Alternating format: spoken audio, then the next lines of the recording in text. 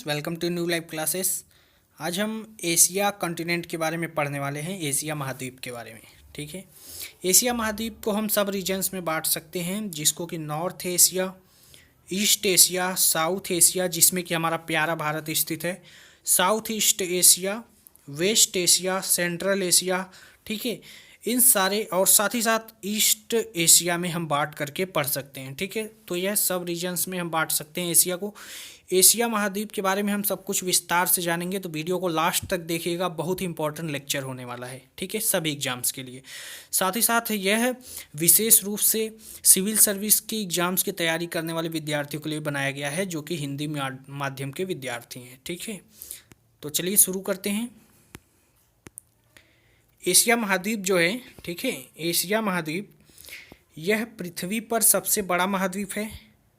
ठीक है, पृथ्वी पर यह सबसे बड़ा महाद्वीप है और विश्व का लगभग 30% क्षेत्रफल फैला हुआ है। सबसे पहले बात की जाए कि महाद्वीप होते क्या हैं। ठीक है, तो महाद्वीप जो होता है वह पृथ्वी का एक बहुत बड़ा भूभाग स्थल का, ठीक है, वह महाद्वीप कहा जाता है। ठीक है, भूभाग का सबसे बड़ी इकाई वह महाद्वीप कहलाता है। ठीक है, और 7 महाद्वीप हैं: एशिया, यूरोप, उत्तरी अमेरिका, दक्षिण अमेरिका, अफ्रीका, ऑस्ट्रेलिया, अंटार्कटिका। ठीक है, तो उसी में से एक है एशिया, जो कि विश्व का सबसे बड़ा महाद्वीप है और विश्व का 30% क्षेत्रफल पर यह फैला हुआ है। इसके दक्षिणी द्वीपों को छोड़ करके शेष एशिया उत्तरी गोलार्ध में स्थित है। ठीक है, गोलार्ध आप पढ़ते होंगे, ग्लोब देखते होंगे। ठीक है, ग्लोब मान लीजिए यह है, तो ऊपर का हिस्सा, ठीक है, यह अक्षांश है, ऊपर का हिस्सा जो है वह उत्तरी गोलार्ध है और नीचे जो है वह दक्षिणी गोलार्ध में आता है और अक्षांश जो है यह है। ठीक है, बात करते हैं इससे होकर के 3 प्रमुख अक्षांश वृत्त गुजरते हैं। विषुवत रेखा भी यहाँ से गुजरता है, कर्क रेखा भी गुजरता है और आर्कटिक रेखा भी गुजरता है। ठीक है, कर्क रेखा भारत से होकर के भी गुजरता है। ठीक है, और जो भारत की माही नदी है वह कर्क रेखा को 2 हिस्सों में बांटती भी है। ठीक है, तो तीनों जो रेखाएं हैं प्रमुख रूप से विषुवत रेखा, कर्क रेखा, आर्कटिक रेखा, आपको ध्यान देना है। ठीक है, कि यह एशिया महाद्वीप से होकर के गुजरती हैं। ठीक है, नेक्स्ट बात करते हैं, आर्कटिक महासागर जो है वह एशिया के, ठीक है, नॉर्थ में पड़ता है, उत्तर में। ठीक है, और प्रशांत महासागर एशिया के ईस्ट में पड़ता है, पूर्व में।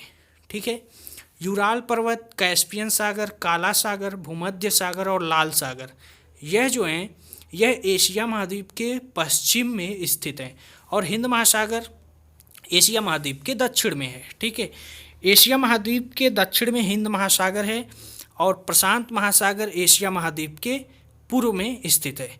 प्रशांत महासागर विश्व का सबसे बड़ा महासागर भी है और यहीं सबसे गहरा स्थल भी है। ठीक है, सबसे गहरा स्थल है मेरियाना गर्त। ठीक है, और यूराल पर्वत, कैस्पियन सागर, काला सागर, भूमध्य सागर, लाल सागर, आपको ध्यान देना है कि यह पश्चिम में पड़ते हैं, किसके, एशिया महाद्वीप के।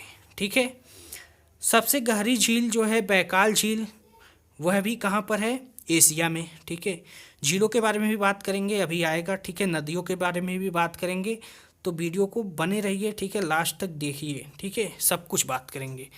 आगे बात करते हैं, यूराल पर्वत जो है, यूराल पर्वत, कैस्पियन सागर, काला सागर व भूमध्य सागर एशिया व यूरोप की सीमा बनाती हैं। एशिया और यूरोप की सीमा कौन बनाती हैं, यूराल पर्वत, कैस्पियन सागर, काला सागर, ठीक है, वह भूमध्य सागर, यह जो हैं वह एशिया और यूरोप की सीमा बनाती हैं। लाल सागर और स्वेज नहर एशिया को यूरोप, अफ्रीका से अलग करती हैं। अफ्रीका जो महाद्वीप है, अफ्रीका भी एक महाद्वीप है जिसे कि अंध महाद्वीप कहते हैं। ठीक है, यहाँ अंध महाद्वीप इसे क्यों कहते हैं, क्योंकि यहाँ पर उतनी प्रगति नहीं हुई है। ठीक है, अभी यह बहुत ही पिछड़ा हुआ है। ठीक है, तो अफ्रीका महाद्वीप को एशिया से कौन अलग करता है, लाल सागर और स्वेज नहर। ठीक है, स्वेज नहर पर किसका अधिकार है, मिस्र का अधिकार है। ठीक है, आगे बात करते हैं, स्थल रुद्ध स्थल कौन कौन से हैं, स्थल रुद्ध देश कौन कौन से हैं। स्थल रुद्ध देश वह होते हैं जिनकी सीमा समुद्र से नहीं मिलती है। ठीक है, ऐसे देश जिनकी सीमा समुद्र से नहीं मिलती है, नहीं छूती हैं जिनकी सीमा, उन्हें स्थल रुद्ध देश कहते हैं। जैसे एशिया के देश कौन कौन से हैं? Mongolia, Nepal, Bhutan, Turkmenistan, Uzbekistan, Kyrgyzstan, Tajikistan, Kazakhstan और लाओस। ठीक है, कजाकिस्तान जो है यह सबसे बड़ा स्थल रुद्ध देश है। नेपाल भारत का पड़ोसी देश है, साथ ही साथ भारत भी। ठीक है, मंगोलिया चीन का पड़ोसी देश है। ठीक है, और दूसरा सबसे बड़ा स्थल रुद्ध देश जो है वह मंगोलिया है एशिया में। ठीक है, सबसे बड़ा स्थल रुद्ध देश कजाकिस्तान है। ठीक है, आगे बात करते हैं।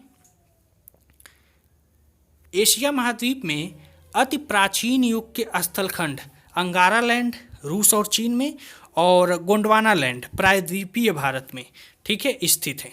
प्रायद्वीपीय भारत क्या होता है? दक्षिण भारत को ही प्रायद्वीपीय भारत कहते हैं। ठीक है, उत्तर भारत का हिस्सा ऊपर रहता है, दक्षिण भारत यहाँ पर तटीय जो भारत है, ठीक है, जिसकी जो सीमा है वह समुद्र से मिलती है, उसी को प्रायद्वीपीय भारत कहते हैं। ठीक है, तो यह गोंडवाना लैंड का हिस्सा है। एशिया महाद्वीप में स्थित 3 प्रमुख प्रायद्वीप हैं। कौन कौन से? अरब प्रायद्वीप, दक्कन प्रायद्वीप और इंडोचीन का प्रायद्वीप। अरब प्रायद्वीप जो है, ठीक है, अरब प्रायद्वीप यह सबसे बड़ा प्रायद्वीप है विश्व का। वर्ल्ड का सबसे बड़ा प्रायद्वीप कौन सा है? अरब प्रायद्वीप। ठीक है, यहीं पर सऊदी अरब, ठीक है, स्थित है। सऊदी अरब, यहाँ पर तेल के, पेट्रोलियम के बहुत बड़े भंडार पाए जाते हैं। बहुत धनी यह क्षेत्र है अरब प्रायद्वीप। ठीक है, यह विश्व का सबसे बड़ा प्रायद्वीप है अरब प्रायद्वीप। ठीक है, दक्कन प्रायद्वीप भारत में स्थित है और इंडोचीन भी एशिया महाद्वीप में पाया जाता है। इंडोनेशिया और इसके आसपास के द्वीप पूर्वी द्वीप समूह कहलाते हैं। और यह भी ध्यान देना है कि दक्षिण पूर्वी और पूर्वी एशिया के द्वीप समूह धनुषाकार आकृति में फैले हुए हैं। अंडमान निकोबार, इंडोनेशिया, ठीक है, फिलीपींस और जापान, यह जो हैं द्वीप समूह हैं एशिया महाद्वीप में। अंडमान निकोबार द्वीप समूह तो भारत का ही हिस्सा है। ठीक है, यहीं पर भारत का सबसे दक्षिणतम बिंदु, ठीक है, पाया जाता है।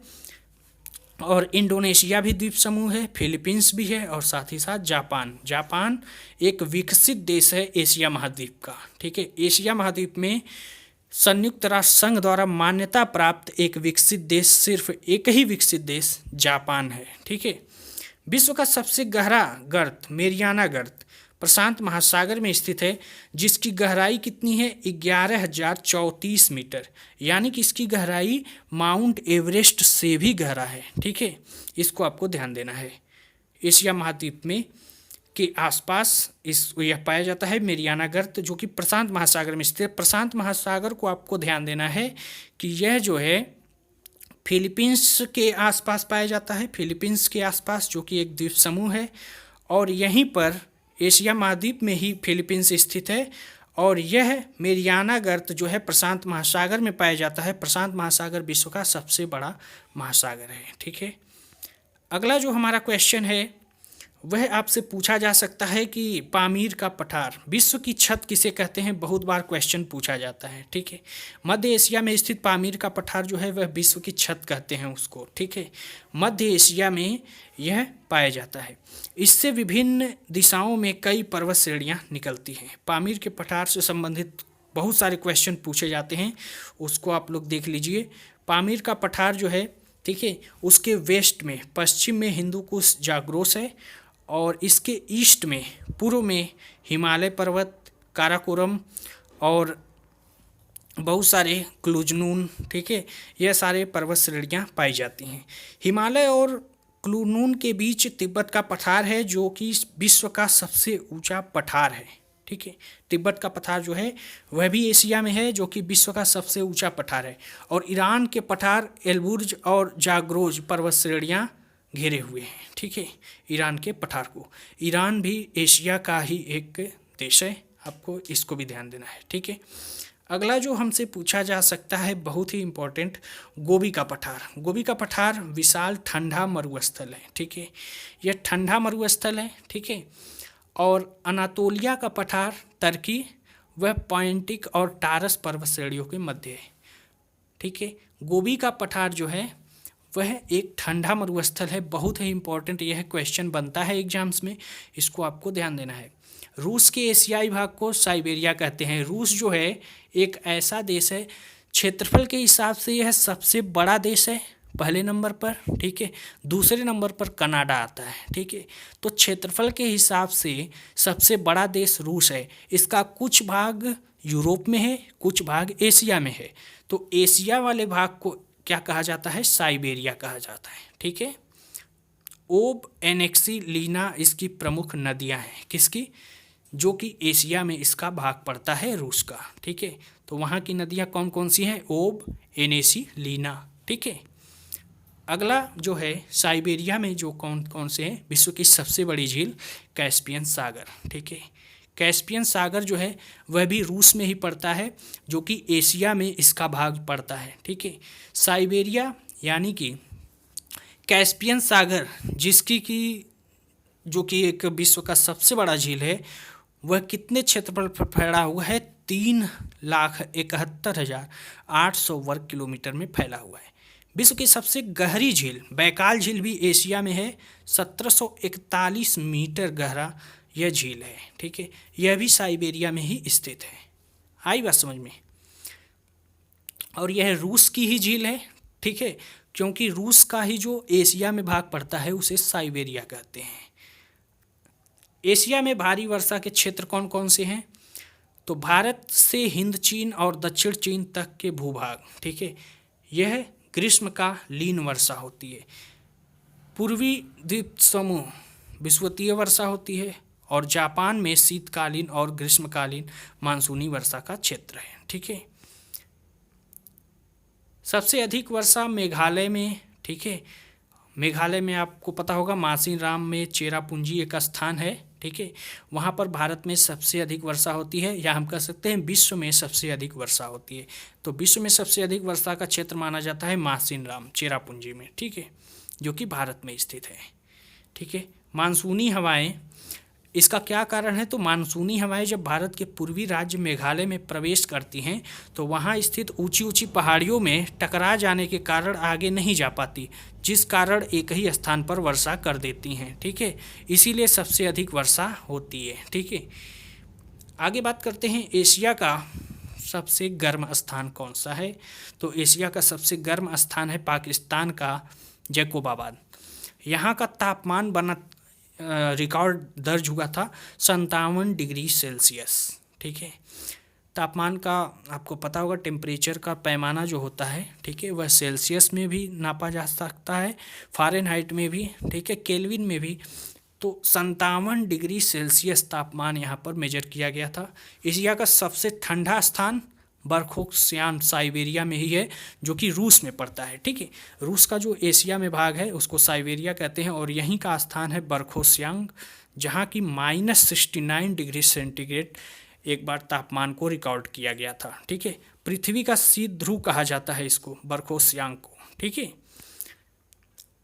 एशिया में खाद्यान्न की मुख्य फसलें कौन कौन सी हैं? धान, गेहूँ, मक्का, ज्वार, बाजरा और रागी यहाँ की प्रमुख फसलें हैं, ठीक है। भारत में यह सारी फसलें उगाई जाती हैं, साथ ही साथ भारत के पड़ोसी देशों में भी यह सारी फसलें उगाई जाती हैं, और एशिया की यह सारी फसलें मुख्य फसलें हैं, ठीक है। बहुत सारे देशों में यह उगाई जाती हैं। नगदी फसलें कौन सी हैं? नगदी फसलें होती क्या हैं? नगदी फसलें वे फसलें होती हैं, ठीक है, जिनको कि आप खेत में ही उगा करके आप बेच करके, ठीक है, तुरंत पैसा पा सकते हैं, ठीक है। जैसे कि चाय, गन्ना, जूट, कपास, रबर और तंबाकू। यह सारी जो फसलें हैं वह भारत में भी उगाई जाती हैं, साथ ही साथ इसके पड़ोसी देशों में, ठीक है, और एशिया के कुछ प्रमुख देशों में उगाई जाती हैं, ठीक है। यह सारी एशिया की मुख्य नगदी फसलें हैं, ठीक है, चाय, गन्ना, जूट, कपास, रबर और तंबाकू। विश्व का 92% चावल एशिया में होता है, ठीक है। चावल का एक प्रमुख उत्पादक देश भारत भी है, ठीक है। प्रमुख उत्पादक देश कौन कौन से हैं? चीन और भारत। चीन फर्स्ट नंबर पर है, और भारत भी इसका एक प्रमुख उत्पादक देश है। बांग्लादेश में भी, और जापान और दक्षिण पूर्व एशिया के जितने देश हैं इनमें चावल का उत्पादन अधिक मात्रा में उगाया जाता है, ठीक है।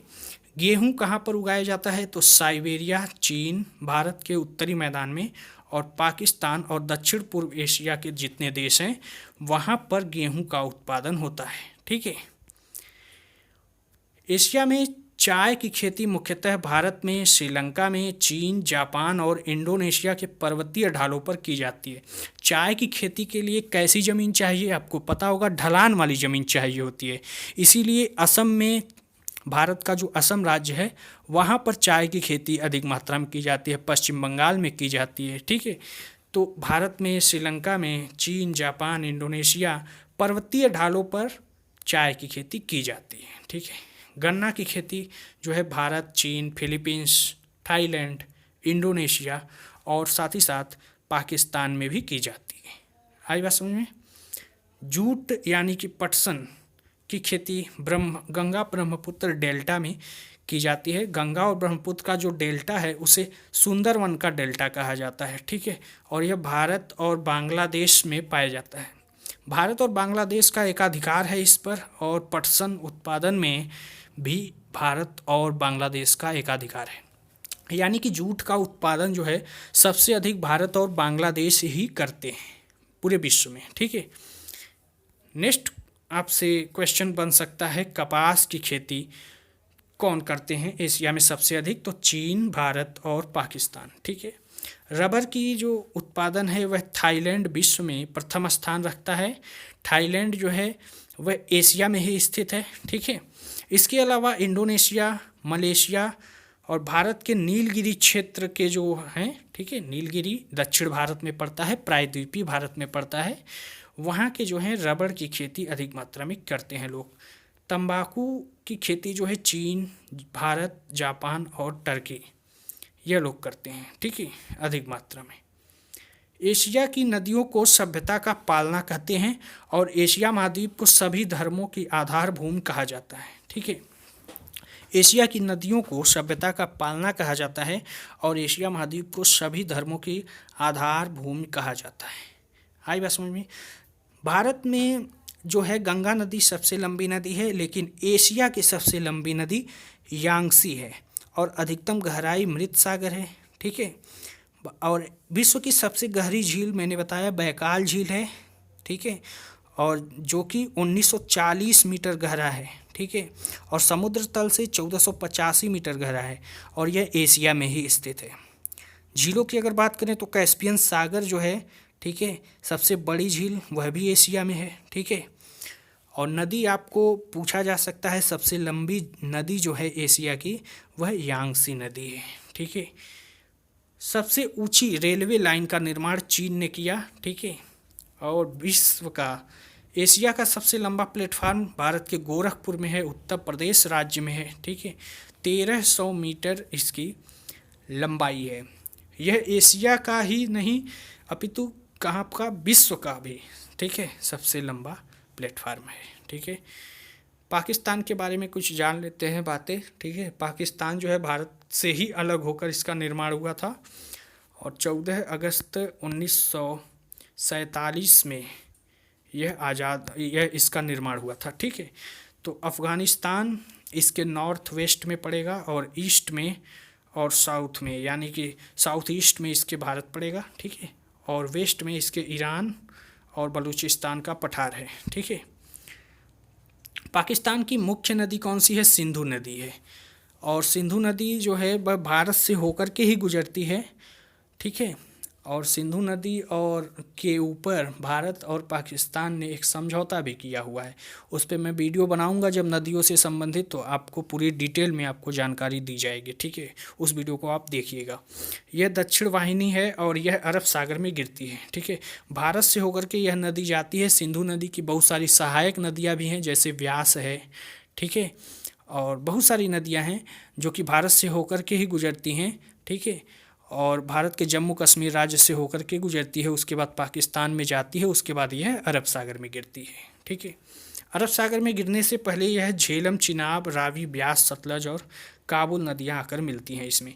तो झेलम, चिनाब, रावी, ब्यास, सतलज और काबुल नदियाँ यह इसकी सहायक नदियाँ हैं। ठीक है, सिंधु और उसकी सहायक नदियों से इतनी नहरें निकलती हैं कि पाकिस्तान को नहरों का देश कहा जाता है। ठीक है, तो इस नहरों का देश कौन सा है? पाकिस्तान। ठीक है, इसीलिए यहाँ वर्षा का अभाव होते हुए भी कृषि प्रधान देश है यह, क्योंकि यहाँ पर पानी का कमी नहीं होता, क्योंकि सिंधु नदी जो समझौता हुआ है, जो ट्रीटी हुई है, उसके हिसाब से सिर्फ 10% पानी ही यूज करता है भारत।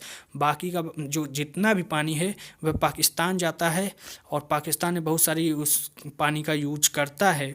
और बहुत सारी नदियाँ जो है वह नहरों में मिलती हैं, क्योंकि पाकिस्तान ने वहाँ पर नहरें बनाई हुई हैं, ठीक है। इसीलिए नहरों का देश कहा जाता है। वहाँ पर वर्षा ना हो फिर भी वहाँ कृषि अच्छे से हो सकती है, इसलिए यह एक कृषि प्रधान देश है पाकिस्तान, ठीक है। मुख्य फसलें कौन कौन सी हैं? पाकिस्तान की बात हो रही है तो पाकिस्तान में गेहूँ मुख्य फसल है एक, ठीक है। और कपास यहाँ की एक नगदी फसल है, ठीक है। नगदी फसल मैंने आपको बताया क्या होती हैं, जिनको आप तुरंत बेच करके पैसे पा सकते हैं, ठीक है। सिंचाई का अभाव है, इसीलिए ज्वार बाजरा उपजाते हैं। जहाँ सिंचाई का अभाव है वहाँ पर यह लोग ज्वार बाजरा उपजाते हैं, ठीक है। और अंगूर, सेव, अखरोट, बादाम, अंजीर, नारंगी और खजूर यहाँ के मुख्य फल हैं। तो मुख्य फल यहाँ के कौन कौन से हैं? अंगूर, सेव, अखरोट, बादाम, अंजीर, नारंगी, खजूर। आपको पता होगा कि जो बादाम हैं, अखरोट हैं, अंगूर हैं, ठीक है, नारंगी, वह पाकिस्तान से आयात होकर के भारत में आते हैं, ठीक है। भारत सरकार आयात करती है पाकिस्तान से, ठीक है।